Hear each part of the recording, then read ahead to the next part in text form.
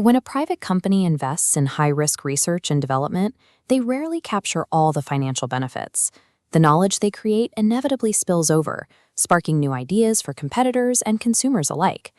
Because the social return on a new technology almost always outweighs the private profit, the free market naturally underfunds the future. To fix this structural market failure, governments step in directly. Public agencies inject billions of taxpayer dollars into private firms every year. The goal is straightforward: lower the cost of innovation so these companies are willing to take the financial risk. In New Zealand, this dynamic is especially clear. Rather than relying on broad tax credits to stimulate research, the state leans heavily on direct, targeted funding programs to drive corporate development. The public money flows.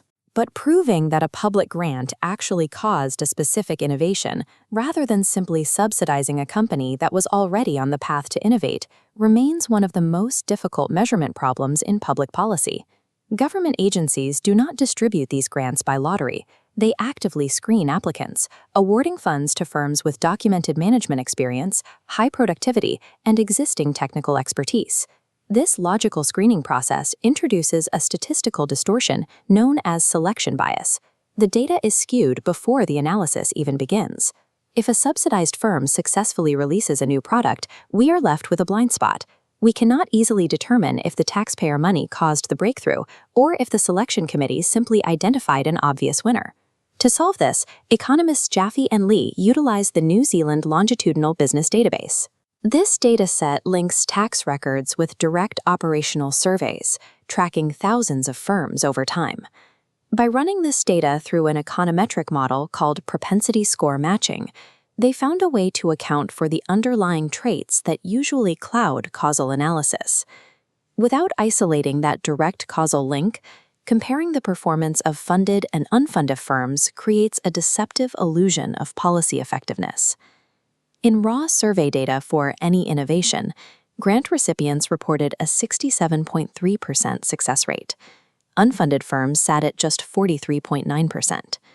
Similarly, subsidized firms attribute 7.4% of sales to brand new products, compared to 2.9% for the untreated group.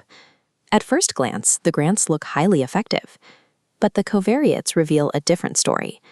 The average subsidized firm employs 178 people, while the average unfunded firm employs just 71. The funded companies in this dataset also show significantly higher rates of foreign ownership and deeper integration into global export markets. These groups operate with different baselines for age, size, and market power. Comparing their raw innovation outputs directly is a mathematical error. The raw data is compromised. The treated firms already possessed the structural advantages, capital access, and scale required to innovate, regardless of the government check. To find what the money actually achieved, economists Jaffe and Lee applied propensity score matching. This graph shows the first step.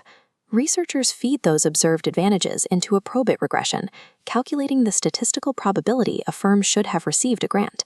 This single axis represents the likelihood of being funded, based on everything from industry to historical employee count. The study then uses kernel matching, applying a strict 0.01 bandwidth. A funded firm is matched against a weighted cluster of untreated firms sharing a near-identical propensity score, industry, and year. This creates a comparable statistical counterfactual. Highly funded firms without equivalent peers are discarded to protect the comparison's integrity. This process leaves researchers with a balanced dataset. Between these matched pairs, the primary variable remaining is the receipt of government funding. By mathematically accounting for the traits the government uses to pick winners, any remaining gap in innovation output can be analyzed as a causal effect. When we look at the corrected data, the picture changes. That initial 23-point gap in any innovation narrows to a causal increase of just 7.5 percentage points. The raw survey numbers heavily overestimated the impact of the policy, yet the subsidies still generated a measurable return. Looking deeper reveals exactly where that return happens. The grant's impact increases alongside the task's difficulty. When tracking world-first outputs, receiving a grant almost doubles the probability a firm will introduce a completely new product, a 76% relative effect.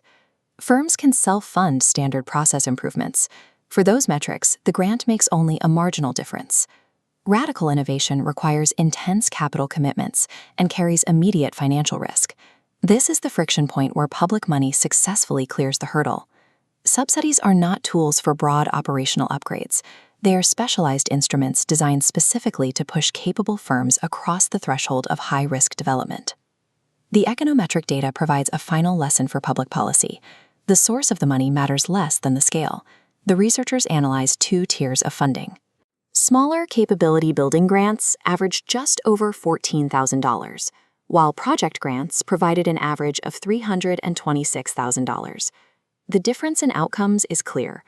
The small capability grants yield virtually zero statistically significant impact on new product development or subsequent sales. The larger project grants drive success across all measured metrics. Changing a firm's long-term behavior requires a substantial injection of co-funding. There is a strict intervention threshold. Deep research and development is anchored in physical capital and intense labor requirements. It cannot be achieved with marginal information services or small consulting stipends. By systematically accounting for observational bias, propensity score matching allows Jaffe and Lee to distinguish the actual performance of the grant from the inherent advantages of the firms themselves. Public capital successfully drives world-first innovation, but it only functions when the scale of the injection directly matches